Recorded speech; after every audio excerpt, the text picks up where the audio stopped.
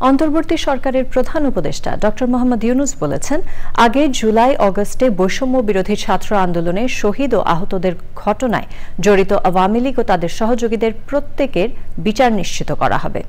তারপর আওয়ামী লীগকে নির্বাচনে প্রতিদ্বন্দ্বিতা করার জন্য স্বাগত জানানো হবে। নির্বাচন নিয়ে তাড়াহুড়ো করতে চান না জানিয়ে প্রধান উপদেষ্টা বলেন, এখনও নির্বাচনের কোনো তারিখ দেয়া হয়নি। রিয়াজ ইসলামের রিপোর্ট।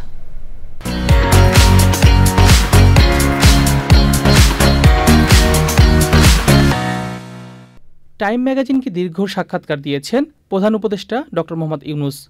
জুলাই-আগস্টের গণ অভ্যুত্থানে শহীদ ও আহতদের নিয়ে কথা বলার পাশাপাশি দেশকে পুনর্গঠন, আওয়ামী লীগের রাজনীতি ও নির্বাচন নিয়ে কথা বলেন তিনি। প্রধান উপদেষ্টা বলেন, বিচারে আওয়ামী লীগ ও তাদের সহযোগীরা অপরাধী প্রমাণিত না হলে নির্বাচনে অংশগ্রহণের অধিকার পাবেন। যারা অপরাধী নন তারা নির্বাচনে অংশগ্রহণের জন্য অন্যদের মতোই স্বাধীন বলে জানান তিনি।